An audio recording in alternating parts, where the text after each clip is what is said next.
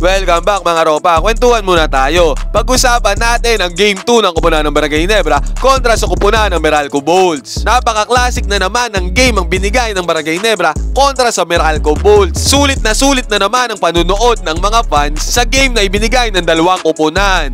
Pero deja vu ang ginawa ni Justin Brownlee against kay Allen Durham. Take me back to 2016 finals ang atake ng tira ni Justin Brownlee doon sa huling tira niya sa 4th quarter na nagpapanalo sa Barangay Gene King. Ngayon mga ropa, ito ang parehong diskarte na ginawa ng dalawang koponan at kung bakit nanaig ang koponan ng Barangay Ginebra. Ito ang full analysis at breakdown. Simulan na natin. Okay, game. First quarter mga ropa, possession ng Barangay Ginebra. Ang gamit na depensa dito ng Meralco Bolts, man-to-man defense. Pero sa pagkakataon na to, si Allen Durham ang bumabantay kay Justin Brownlee. Dito lang yan sa possession na yan mga ropa, kasi usually ang binabantayan dyan ni Allen Durham ay si Japet Aguilar. At ang bumabantay naman kay Justin Brownlee ay si Cliff Hodge. Pero dito nga, sinayos ni Justin Brownlee ang depensa ni Allen Durham. Sinubukan niya agad ang defense dito ni Allen Durham at tinirahan niya sa 3-pointer. Easy money para kay JB32, no problem. Ito lang nga yung sinasabi ko na matchup mga ropa. Cliff Hodge kay Justin Brownlee, Scottie Thompson against kay Chris Nunyu, at Allen Durham ang bumabantay kay Japet Aguilar doon sa may paint.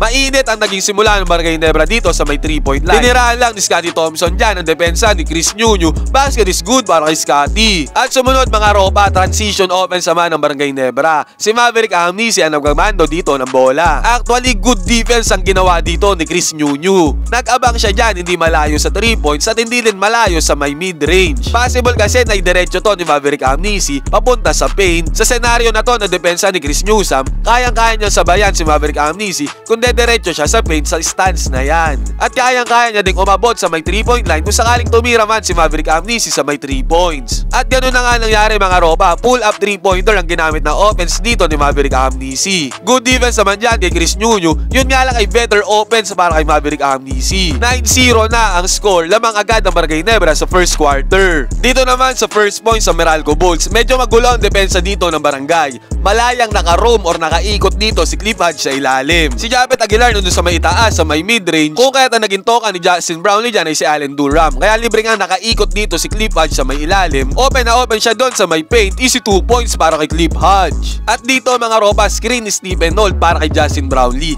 Dito ako nagtataka kay Cliff Hodge. Bakit siya naka-drop defense dito against kay Justin Brownlee? Take note mga ropa, sa game 1, pinulutan lang ni Justin Brownlee ang depensa ni Cliff Hodge doon sa game na yon. At dito parang hindi pa rin niya ina-anticipate na pwedeng tumira si Justin Brownlee sa may 3-pointer. Medyo malayo talaga ang depensa ni Cliff Hodge dyan kay Justin Brownlee, kaya hindi siya makakasabay kung tumira man si JB32 sa may 3-pointer. At ganoon na nga nangyari mga ropa, tinira na yan ni Justin Brownlee. No problem, basket is good para kay JB. At dito collapse again sa depensa ng Barangay Ginebra. Si Allen Durham libreng-libre doon sa may ibabaw ng 3-pointer. Sa tingin nyo mga ropa, sino ang bumabantay dapat kay Allen Durham? Si Japet Aguilar, pero si Japet Aguilar nandun siya sa may paint sa ilalim. Unnecessary kasi naiwan din si Allen Durham dito sa may 3-pointer kasi may tira rin sa 3 points yan. Hindi lang naman sa ilalim malakas itong si Allen Durham. Threat din yan pagdating sa may 3-point at long range. Dito nga naka-close out naman si Maverick Amnesia sa tira ni Allen Durham. Yun nga lang talagang late na. Dahil sa space na naibigay sa kanya, kaya naipukol niya dyan ang 3-pointer. Basket is good, easy money para kay Allen Durham. Dito mga ropa, grabe yung Scottie Thompson. Bully ball ang ginawa dito kay Anjo Karam. Binaybilang ni Scottie Thompson dito ang defense si Anjo Karam. Inusog-usog niya lang, wala nang nagawa si Anjo Karam dito. Easy 2 points para kay Scottie. At dito mga ropa, napakagandang play ang ginawa dito ng Meralco Bolts. Chris Banquero nagmando na para sa koponan ng Meralco at nag-set ng screen yung kakampi niya dyan. Nag-double team sa kanya dito si Joe Devance at si Maverick Amnesia. Yung kakampi niya nag-roll na papunta doon sa may ring. Automatic mga ropa, ipapasa yan ni Chris Banquero doon sa kakampi niyang nag-roll.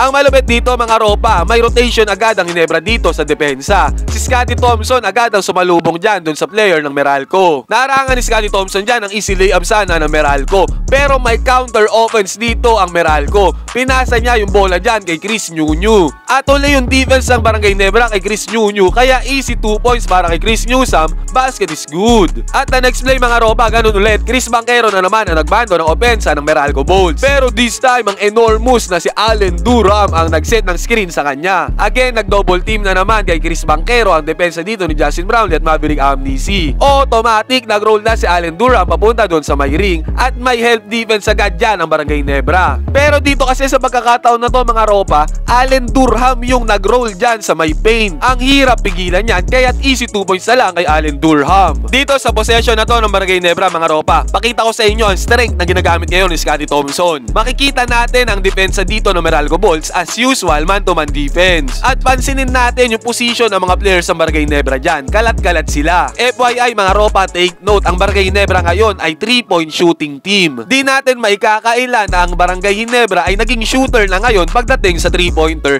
dahil sa mga additional players nila. Nandyan si Maverick Amnesty, Justin Brownlee, RJ Abarrientos na kayang tumira sa 3 points na hindi pwedeng iwanan ng kanilang bantay na open. At ang ginagawa pa ng Barangay Nebra dito, every possession nila, malawak yung space nila sa isa't isa para maganda ang rotation at ikot ng bola. Ito ngayon ang advantage ni Scottie Thompson dahil sa mga space na nagagawa dito ng mga players sa Barangay Nebra, lumuluwag ang depensa ng kanilang mga nakakalaban. Dahil malawak ang space, kayang-kayang salaksakan niya ni Scottie Thompson. Kaya ngayong conference mga ropa, ang aggressive ni Scottie Thompson pagdating sa pagsalaksak sa paint. Mas madali niya na yan nagagawa dahil sa space na nabibigay ng kanyang team. At dito nga easy-easy lang na sumalaksak si Scottie Thompson. Easy 2 points na para sa Barangay Gene Kings. Basket is good. Tapos ang first quarter dito, may hawak na kalamangan ng Barangay Nebra na 7 puntos. Pagbubukas ng second quarter mga ropa, screen ni Cliff Hodge dito kay Mendoza. Hindi na umabol dito si Justin Brownlee. Ang layo ng tira ni Mendoza dito pero dahil open yan, mas napadali para ma-shoot. No problem para kay Mendoza, basket is good.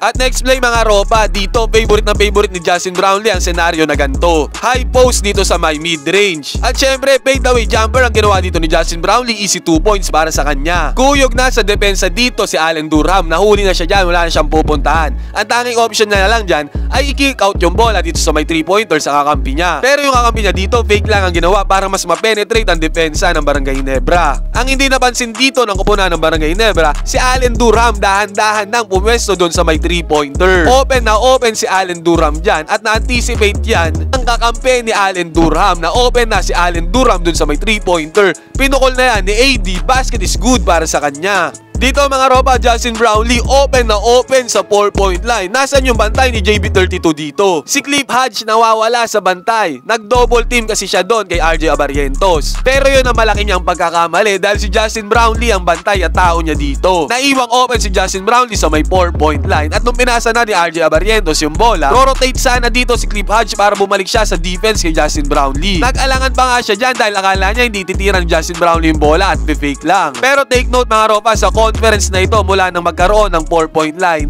laging mayroong isa o dalawang 4-point shot na ginagawa si Justin Brownlee. Kaya kapag ka talaga may pagkakataon na maging open, ipupukol yan ni Justin Brownlee. At yun nga ang ginawa niya dito. Easy money para kay JB32, 4-point shot. Tapos ng second quarter, 48-41 na score lamang ang kupunan ng Barangay Gene Kings. Sa third quarter mga ropa, nakaalagwa na at nakahabol na sa score ang kupunan ng Meralco. Sa pangunguna yan ni Chris Nuño. Grabe ang galaw dito ni Chris Nuño para iwan ang depensa dito ni Scottie Thompson. Nilid niya rin ang pass break dito para sa easy 2 points, basket is good. Pero grabe talaga si Justin Brownlee dito mga ropa. Nag-set siya dyan ng screen kay Stephen Holt. Commendable naman yung ginawang defense dito at decision ng Meralco Bolts. Hindi sila nag-double team dito kay Stephen Holt kahit nag-screen na si Justin Brownlee. Bagkus ay nag-stick siya dyan kay Justin Brownlee. Yun nga lang medyo mabagal itong player ng Meralco Bolts kung kaya't nagkaroon pa rin ng space si JB32 dito para maipukol ang kanyang 4-point shot. Konting space lang naman ang kailangan ni Justin Brownlee para maitira ang 4-point shot. At nung pagkakataon na to, sinulit niya to kaya basket is good para kay JB32.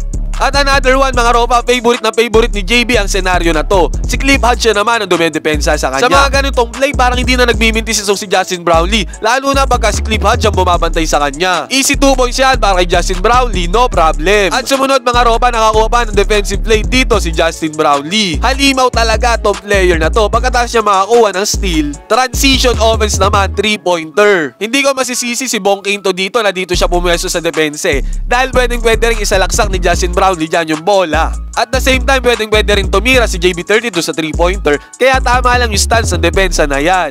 Pwede siyang sumabay o umabol kung mapagdesisyonan ni JB32 na sumalaksak, at pwede rin siyang sumabay kung mag 3 points si JB. At ang ginawa nga ni Justin Brownlee dito ay 3-pointer. Yun nga lang, basket is good pa rin kay JB32 kahit nakasabay dyan si Buong Quinto. Next possession mga ropa, isolation naman ni JB32 against kay Allen Durham. Tinantya lang ni JB dyan yung defense ni Allen Durham, at walang kabog-abog, tiniraan niya ng mid-range. Walang kahirap-hirap kay Justin Brownlee, easy money. Next play, ang depensa naman ni Chris Nuno ang kanyang sinubukan, pero blinobay lang ni Justin Brownlee ang defense dito ni Chris Newsome. Open lane para kay Justin Brownlee, basket is good, easy layup para sa kanya. Tinapos naman ni Scottie Thompson ang third quarter sa kanyang buzzer beating 3-point shot. Nagbabaon pa si Scottie Thompson dyan ng 3 points, 79-75 ang score pagpasok ng fourth quarter. Ngayon mga ropa, yung fourth quarter, binukod ko yung video kasi ang ganda talaga ng fourth quarter, bakbakan kung bakbakan ng dalawang team na to. May sariling breakdown yung fourth quarter, pwede nyo siyang i-check dito sa may channel ko. Ilalagay ko din dito sa may end screen para pwede nyo pindutin na lang. Ngayon, ano masasabi nyo mga ropa sa napaka-classic na game sa pagitan ng Meralco Bulls at Barangay Ginebra? Pwede kayong mag-comment dyan sa baba ng inyong opinion, magkwentuhan tayo.